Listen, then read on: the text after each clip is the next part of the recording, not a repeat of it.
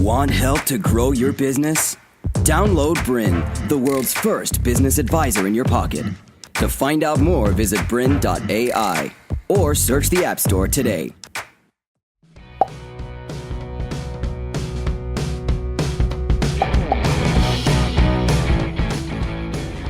Welcome to the Courageous Leadership Series. I'm Mandy Holloway, co-founder of Courageous Leaders. We're 75% through the series already, so for all those loyal people that have been watching all the episodes, welcome back. And for the new people, welcome to this episode. This episode is going to be focused on the 4 steps to better manage your emotions in difficult conversations. For those of you that have joined me in earlier episodes, you know, those difficult conversations can be even when you're delegating, when you're supporting someone to perform, particularly when you're giving them feedback. It can also happen when you're coaching, and very importantly happens when we talked about in the last episode, when you're actually igniting conflict and resolving conflict.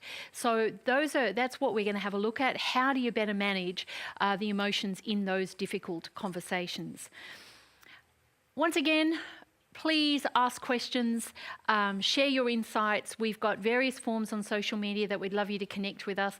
We'd love to engage in a conversation with you. So please, as thoughts are popping into your mind, questions are popping in there, connect with us. I'll give you more details a little later as well around how you can do that. I think one of the things to recognise as we start this episode is that emotional intelligence has been highlighted by many people globally as being one of the most critical forms of intelligence, possibly even more important than your intellectual intelligence or competence as a leader in a business. Because not only are you leading the technical area of expertise, you're actually leading human beings and you're wanting them to unleash their true potential. So this is yet another kind of conversation, insight in developing relationships. And for those of you that have been following along the whole series, you'd know that I'd talk to you about needing to develop self-mastery, relationship mastery, business mastery, as well as technical mastery in order to step into that space and not just be an entrepreneur, but be a leader of a business that you are wanting to grow and evolve. So today is very much at the foundation of relationship mastery, because when you're building relationships, you're actually digging into very much emotions. So in that respect, definitely today, once again, you've heard me talk about this numerous times if you've been coming along on the series, is rattling your cage of habits. Your way of doing things, your way of thinking about things, your way of talking about things, your belief systems.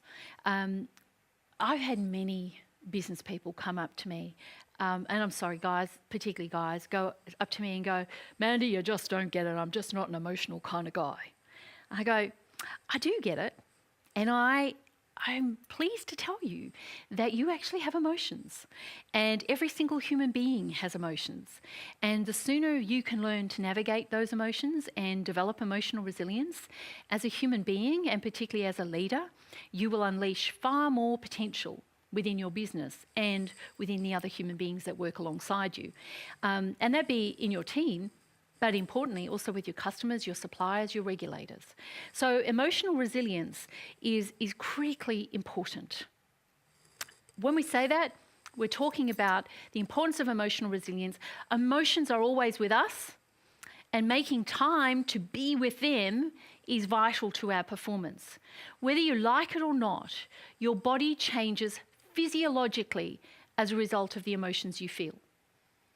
That's based on the work that people like Robert Bolton, writing People Skills, Daniel Goleman, who is at the forefront of emotional intelligence and EQ, that as human beings, and particularly in the rush of our lives, we're always busy. You know, you'll remember when we talked about time management way back in the second episode, you know, things are important and things are urgent, or things are important but they're not urgent. And the more we thrust things into that quadrant 1, where it's important and urgent, we don't make space for emotions. But what will happen, and so we're not with them, we're not with our emotions, but what will happen is they're going to catch up. and they're going to bubble up and boil over. So what we want to do is get you in touch with those emotions far more regularly, far more constructively, so that you can actually build the resilience to actually handle those emotions rather than letting them drive you and hijack you. So you often see emotions hijacking people in the way they interact in meetings. I was in a meeting just the other day, and I reckon the underlying emotion for this one chap was frustration. And he was allowing that to hijack. He was rolling his eyes, he was huffing and puffing, he was moving away from the table and distracting himself because and playing on his computer because you could tell he was frustrated. And if I was to say, how was he exuding his personal brand? Not great. Not great. Perceptions being created in that room are not positive. So I'd love to say to you that emotional resilience is absolutely critical. And it's critical particularly during times of change, particularly during times of conflict. But, you know, in all your day-to-day conversations and operations, people exude conflict, emotions in their daily conversations. You'll remember when we went back and defined what a conversation was. You were actually sharing your emotions, sometimes totally unconsciously, like that chap that I was just talking about.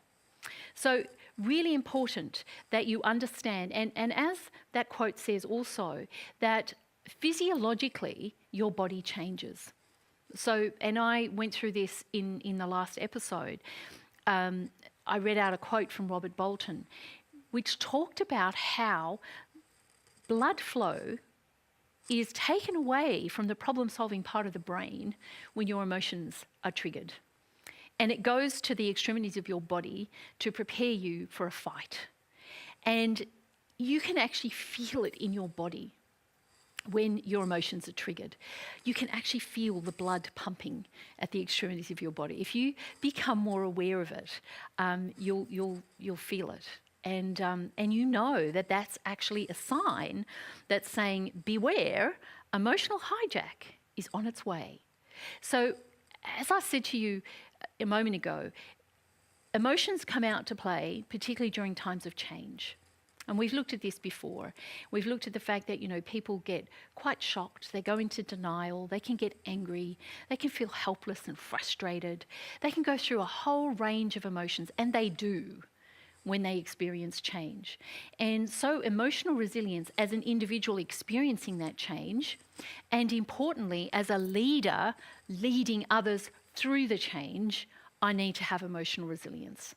So can't underestimate how important emotional resilience is to you as a business person, but also as an individual who wants to perform at their best. I think you have to be really conscious of your emotional resilience if you're wanting innovation and collaboration. So, you know, we go back to the flip chart there that I've shared a few times. Is that you have to get ready to work with emotions. If you want people to challenge you, if you want to be developing trust, if you want people to have the courage to share what they're really thinking and feeling, which is, if we want collaboration and we want innovation, we absolutely have to have those things, which means we have to have conflict. And then a decision gets made and we're going to impose that decision on people and we want them to embrace it. So emotion is filled throughout all of those kind of business activities and conversations that we're going to undertake. So every time you hear yourself going, oh, emotions aren't important, I'm too busy to deal with emotions, just remember the impact they are going to have on the conversations, on the culture, on the brand, on people's propensity to feel engaged. So get in touch, and that's what I'm going to talk about today, is being aware and conscious of your emotions is absolutely vital to your success as an individual, as a leader, and as somebody who wants their business to be successful.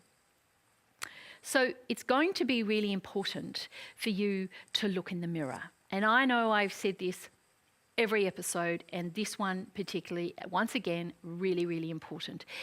Go and have a good hard look at the choices that you're making when it comes to your emotions. And this is going to take great courage and great discipline.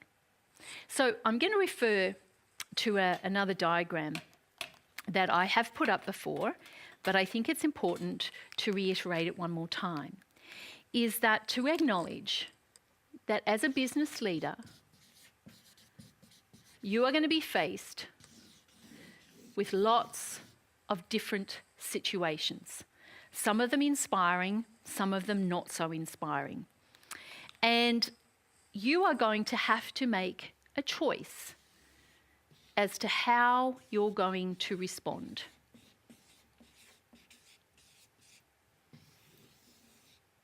Now, you heard me in the last episode, if you came along, talk about the fact that we will choose impulsive reactions. We get put in a situation, and for many of us, our impulsive reaction is to go in and fight, or we'll go into flight. To continue enjoying this presentation, download Bryn, the world's first business advisor in your pocket. To find out more, visit bryn.ai or search the App Store today.